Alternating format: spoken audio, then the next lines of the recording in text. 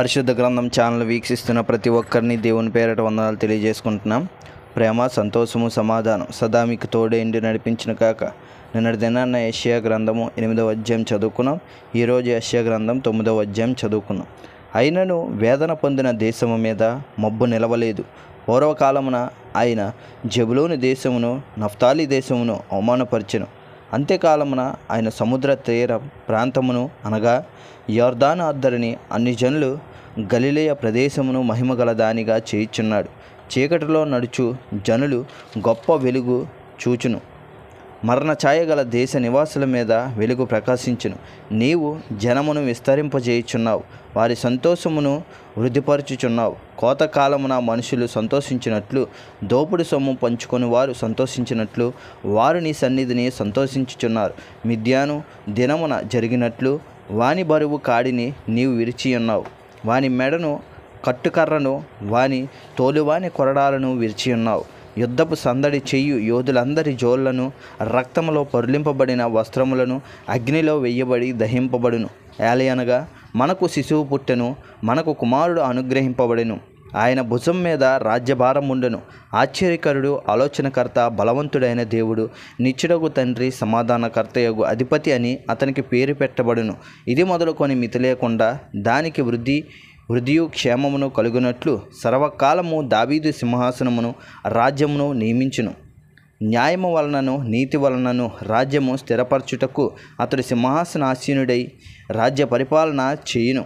సైన్యములకు అధిపతి యొక్క యెహోవా ఆసక్తి కలిగి దీనిని నెరవేర్చును. ప్రభువు యాకోబు విషయమే వర్తమానము పంపగా అది ఇశ్రాయేలు వరకు దిగివచ్చి ఉన్నది.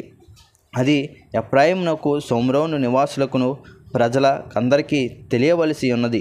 వారు ఇటుకలతో కట్టినది పడిపోయిను, చెక్కిన రాళ్లతో కట్టుదుము రండి. రావి కర్రతో కట్టినది నరకబడిను, వాటికి మారుగా దేవదారు కర్రను వేయుదుము రండని అతిశయపడి గర్వముతో చెప్పుకొనుచున్నారు.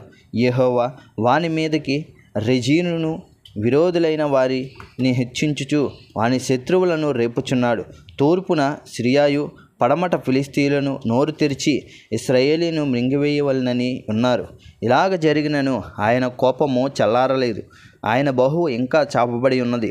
అయినను జనులు తమ్ము కొట్టిన వాని తట్టు తిరగటలేదు. సైన్యములకు అధిపతి యెహోవాను వెదకరు. కావున యెహోవా ఇశ్రాయేలులో నుండి తలను, తోకను, తాటి కమ్మును, రెల్లును ఒక్క దినమున కొట్టివేయును. పెద్దలను, గనులను తల, కళ్ళల్లాడు ప్రవక్తలు తోక.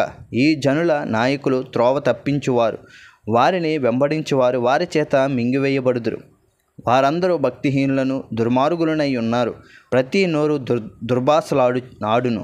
కాబట్టి ప్రభువు వారి యవ్వనస్తులను చూచి సంతోషింపడు.